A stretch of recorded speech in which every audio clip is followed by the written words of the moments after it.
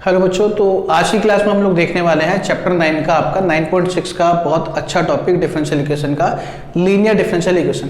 देखो linear differential equation आपका 9.6 में है और होता क्या लीनियर डिफरेंशियल इक्वेशन, एक बार इसको रीड करते हैं। ए differential equation is the linear if the dependent variable y हमारा डिपेंडेंट वेरिएबल होता है, x हमारा इंडिपेंडेंट वेरिएबल होता है and it's first derivative appears only in first degree. अगर जो हमारे पास वेरिएबल y है और जो उसका फर्स्ट डेरिवेटिव है मतलब dy बाई dx है, अगर वो दोनों फर्स्ट डिग्री में है, फर्स्ट डिग्री मतलब उनकी दोनों की पावर क्या है 1 है। देखो जैसे इसकी पावर भी कितनी है 1 है और इसकी पावर भी कितनी है 1 है, तो इसलिए हमारे पास ये जो फॉर्मेशन है ये आपके पास क्या होगा, लीनियर डिफरेंशियल इक्वेशन होगा। ठीक है, तो the general form of a linear differential equation of first order and first degree is ये, मतलब जो आपका जनरल क्वेश्चन होगा ना वो बिल्कुल इसके जैसा नजर आएगा। कहने का मतलब ये है, ठीक है ना, मतलब फॉर्मेट आपका ये होता है लीनियर डिफरेंशियल इक्वेशन का, जहां पे कैपिटल P और Q क्या होते हैं, फंक्शन ऑफ x होते हैं और या फिर कांस्टेंट होते हैं, इसमें y नहीं आ सकता। ठीक है, फंक्शन ऑफ x होगा या फिर फंक्शन ऑफ y होगा। ठीक है, अब इसको सॉल्व करने का स्टेप्स देखते हैं कि क्या क्या है। देखो सबसे पहले हम लोग यहां से IF फाइंड करेंगे। ठीक है, IF हमारे पास आएगा e की पावर इंटीग्रेशन p dx। ठीक है, IF को हम लोग बोलते हैं इंटीग्रेटेड फंक्शन। ठीक है ना, तो ये हमारे पास आ गया e की पावर p dx। क्लियर है, ये हमारे पास IF हो गया। अब इसमें बोथ साइड IF की मल्टीप्लाई कराते हैं, IF की मल्टीप्लाई कराते हैं दोनों तरफ, तो आएगा dy बाई dx प्लस का py is equal to IF integrated function बोल दिया मैंने, फैक्टर होता है।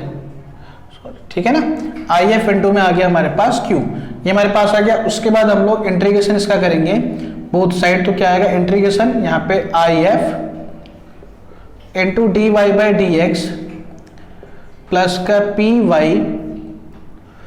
और इज इक्वल dx और is equal to IF Q into dx। ठीक है, इसको सॉल्व करके हमारे पास डायरेक्टली आता है IF इंटू में y।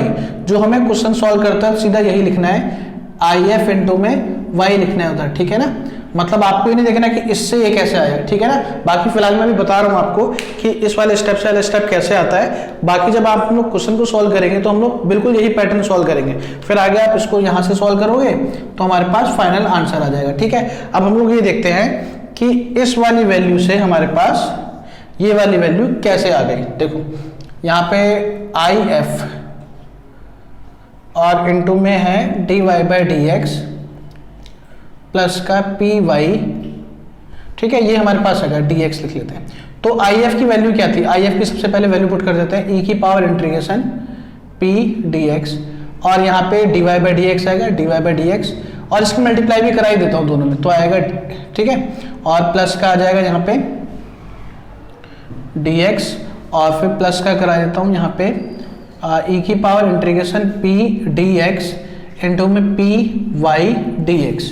इसमें मैंने क्या किया, IF की वैल्यू सिर्फ रिप्लेस करी है और इसमें मल्टीप्लाई करा दी। ठीक है, अब मैं यहाँ पे देखो इसमें लगा दूंगा आईलेट, एक ही हो गया और एक हमारे पास हो गया ये। इसको मैंने फर्स्ट लेट कर लिया, इसको सेकंड लेट कर लिया। ठीक है, अब एक छोटी सी बात और, अगर हम किसी भी फंक्शन का डेरिवेटिव है अगर उसका इंटीग्रेशन करेंगे तो फंक्शन दोबारा रिपीट हो जाएगा, है ना, ये बात आपको पता है। जैसे कि मान लो अगर हम x स्क्वायर है उसका डेरिवेटिव करते हैं तो क्या आएगा 2x, उसका दोबारा इंटीग्रेशन करते हैं तो क्या आएगा 2x स्क्वायर अपॉन में 2, दोबारा हमारे पास क्या आ गया x स्क्वायर ही आ गया। ठीक है, तो इसका भी ध्यान रखना है। अब देखो आईलेट में इसमें लगाता हूँ तो क्या आएगा, फर्स्ट फंक्शन मतलब e की पावर p dx, ये ऐसा ही integration of second integration of dy by dx into में dx minus derivative of first function, इसका डेरिवेटिव क्या होगा e की पावर p dx इंटू में p dx का इंटीग्रेशन क्या होगा, p ही होगा ना भाई, इसका डेरिवेटिव यहाँ पे क्या होगा p ही होगा क्योंकि इंटीग्रेशन हट जाएगा।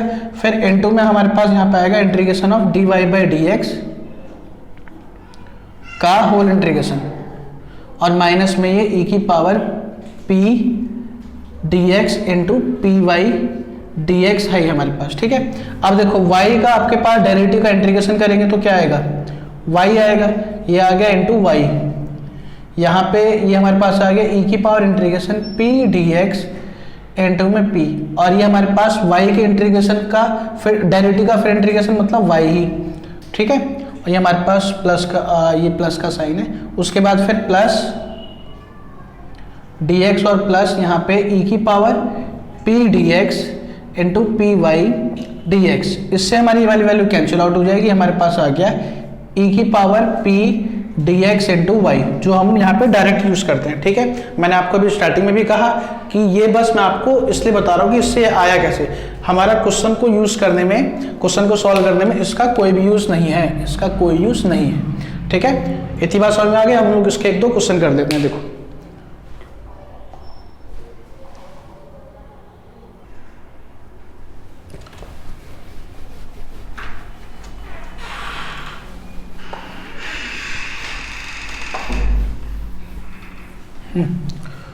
तो एक दो क्वेश्चन देखते हैं इसके। जैसे कि क्वेश्चन है हमारे पास D Y by D x minus का y अपॉन में x is equal to 2x square, ये हमें क्वेश्चन दे रखा है। तो इसमें देखो हमारे पास फॉर्मेट क्या होता है, D Y by D x plus का P Y is equal to Q. अगर हम इन्हें कंपेयर करते हैं तो p की वैल्यू क्या है, कोफिशिएंट ऑफ y का कोफिशिएंट क्या है -1 अपॉन में x, तो p हमारे पास क्या हो गया -1 बाई x और q क्या हो गया 2x स्क्वायर। अब यहाँ पे इंटीग्रेटेड फैक्टर आई एफ निकालते हैं, वो आ जाएगा e की power p dx is equal to e की पावर -1 बाई x dx, मतलब e की पावर माइनस का log x, और ये हो गया 1 अपॉन में e की पावर माइनस के से नीचे आ गया log x, और ये हो गया 1 बाई x। आई एफ आ गया। अब इसमें मल्टीप्लाई कराते हैं, तो 1 by x into d Y by D x minus y by x is equal to 1 by x into 2x square. अब यहाँ पे इंटीग्रेशन लेते हैं बोथ साइड, तो क्या आएगा, taking integration on both side, तो हमारे पास आएगा आई एफ इंटू वाई, पूरा y बन जाता है, तो आई एफ की value 1 by x into y, ठीक है, इज इक्वल टू में इससे कि कैंसिल आउट, ये आ गया एक्स सॉरी ये पावर कैंसिल आउट होगा, तो ये आ जाएगा हमारे पास 2x dx। इसका इंटीग्रेशन क्या होगा, 2x का x square by 2 y upon में x प्लस का c, इससे कैंसिल आउट, x उधर गया तो y इज इक्वल टू आ गया हमारे पास x क्यूब प्लस का cx, ये हमारे पास इसका आंसर आ गया। क्लियर है, ये तो हमारा बेसिक क्वेश्चन था बहुत।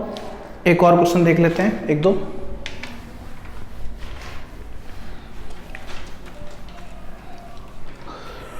देखिए एक क्वेश्चन है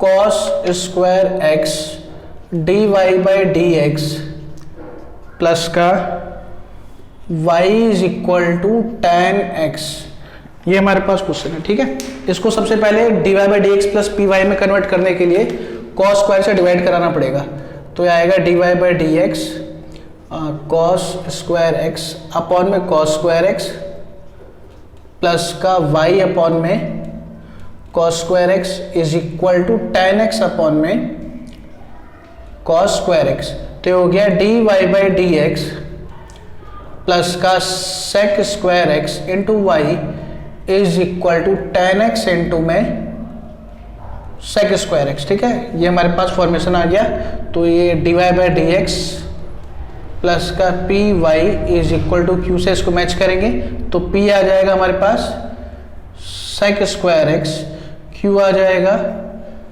tan x into sec square X, और आई एफ मतलब इंटीग्रेटेड फैक्टर e की पावर p dx, वो हो जाएगा e की पावर sec square X dx is equal to E की पावर tan x। कई बार बस आई एफ पूछने के लिए आता है, तो आपको यहीं तक सॉल्व करना है। ठीक है, अब आई एफ की मल्टीप्लाई कराएंगे इस इक्वेशन में बोथ साइड, तो आएगा ई की power tan x D Y by D x plus का sec square X Y is equal to E की पावर tan x इंटू में tan x और यहाँ पे सेक स्क्वायर x।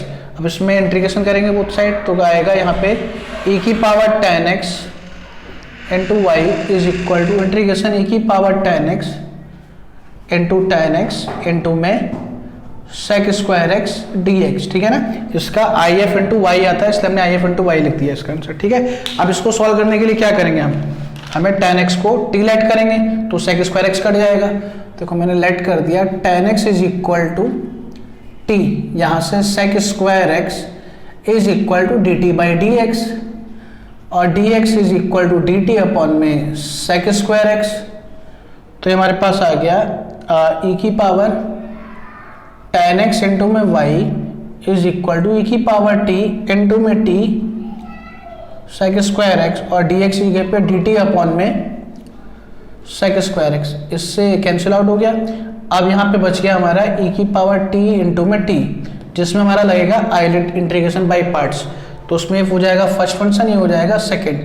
तो फर्स्ट ऐसा ही e की पावर t का इंटीग्रेशन e की पावर t माइनस t का डेरिवेटिव 1 e की पावर t का इंटीग्रेशन e की पावर t, ठीक है। ये आ गया t इंटू में e की पावर t, 1 इंटू e की पावर t e की पावर t, और e की पावर t का इंटीग्रेशन e की पावर t आएगा प्लस का c, ये e की power tan x into y. अब यहाँ पे e की पावर t कॉमन आ रहा है, ब्रैकेट में t माइनस 1 प्लस का c, और e की पावर tan x इंटू में y।